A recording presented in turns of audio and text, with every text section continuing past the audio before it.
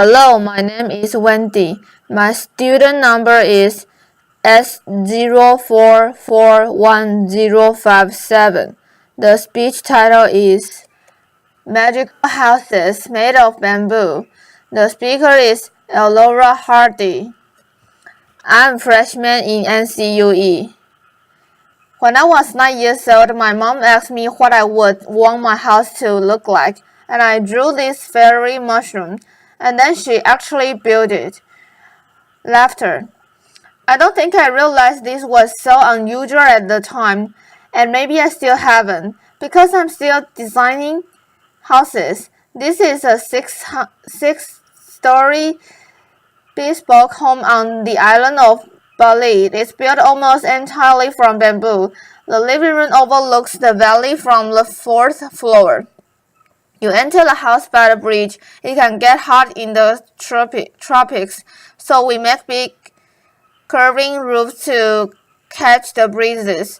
But some rooms have tall windows to keep the air conditioning in and the bugs out. This room we left open. We made an air-conditioned 10-deer bed and once client wanted a TV room in the corner of her living room. Boxing off an area with tall walls just didn't feel right, so instead we made this giant woven pot. Now we do have all the necessary luxuries, like bathrooms. This one is a basket in the corner of the living room. And I've got to tell you, some people actually hesitate to use it. We have not quite figured out our acoustic insulation after, so there are lots of things that we are still working on, but one thing I have learned is that bamboo will treat you well if you use it right. It's actually a wild grass. It grows on otherwise unproductive land, deep ravines, mountainsides. It lives off rain water, spring water, sunlight, and of the 1,450 species of bamboo that grows across the world. We use just 7 of them. That's my dad. He's one who got me building with bamboo, and he's standing in a clump of dendrocalamus. As per Niger that he planted just 7 years ago. Each year it sends up a new generation of shoots. That shoot, we wanted it to grow a meter in 3 days just last week, so we are talking about sustainable timber in 3 years. Now we harvest from hundreds of family-owned clumps. Between as we cut it, it's really long, up to 18 meters of usable length. Try getting that truck down the mountain, and it is strong.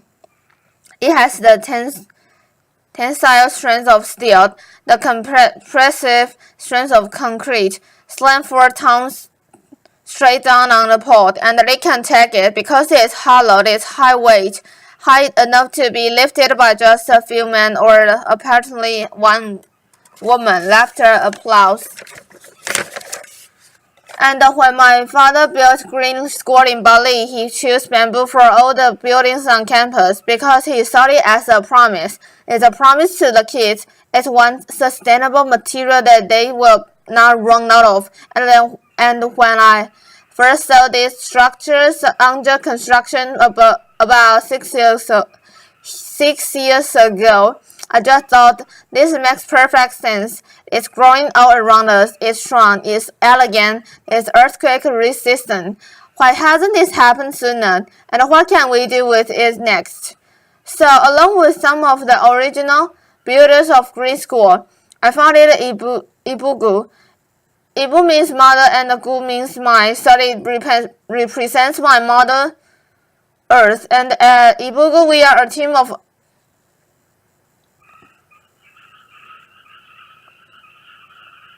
artisans, architects, and designers and the designers, and what we are doing together is creating a new way of building. Over the past 5 years together, we have built over 50 unique structures, most of them in Bali. None of them are a green village with a garden inside some of these homes, and we fill them with bespoke furniture. We surrounded them with veggie gardens. We would love to invite you all to come visit someday. And while you are there, you can also see Green School. We keep building classrooms there each year, as well as an updated fairy mushroom house.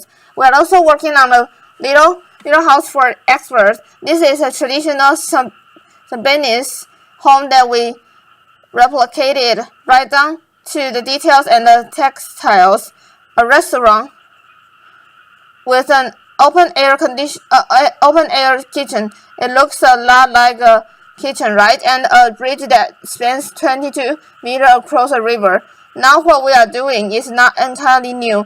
From little huts to elaborate bridges like this one in Java, bamboo has been in use across the tropical regions of the world for literally tens of thousands of years. There are islands and even continents that were first reached by bamboo rafts, but until recently, it was almost impossible to reliably protect bamboo from insects, and so just about everything that was ever built out of bamboo is gone. Unprotected bamboo weathers. Untreated bamboo gets eaten to dust, and so that's why most people, especially in Asia, think that you couldn't be poor enough or rural enough to actually want to live in a bamboo house. And so we thought, what will it take to change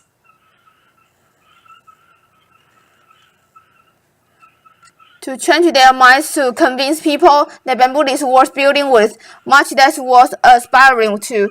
First, we needed a safe treatment solutions. Rock is a natural salt. It turns bamboo into a viable building material. Treat it properly, design it carefully, and the bamboo structure can last a lifetime. Second, build something extraordinary out of it. Inspire people. Fortunately, Balinese culture fosters craftsmanship. It values the artisan, so combine those with the adventurous outliners from new generations of locally trained architects and the designers and the engineers, and always remember that you are designing for carving, tapering, hollow holes.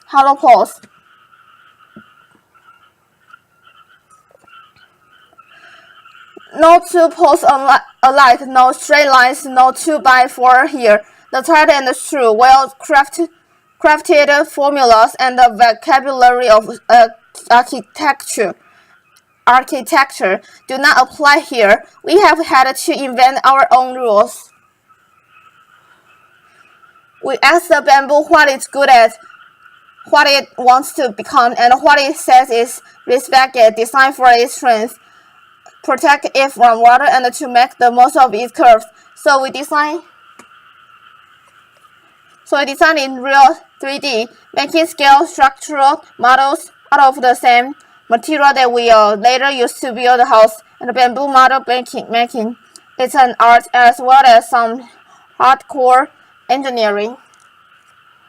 So that's the blueprint of the house, laughter, and we bring it to site, and with tiny rulers, we measure each pole and consider each curve, and we choose a piece of bamboo from the pile to replicate that house on site. When it comes down to the details, we consider everything. Why are doors so often rectangular? Why not round? How could you make a door better? Well, it hangs better with gravity, and gravity will always win in the end. So why not have it pivot on the center where it can stay balanced? And while you are at it, why not doors shaped like teardrops to reap the selective benefits and work within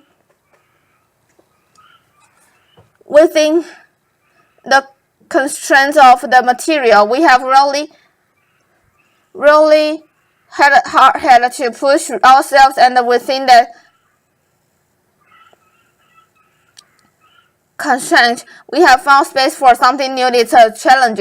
How do you make a ceiling if you don't have any flat boards to work with? Let me tell you, sometimes I dream of sheetrock and plywood laughter, but if what you've got is skilled craftsman and its beastly little splits with that ceiling together, stretch a canvas over it, lacquer it, how do you design durable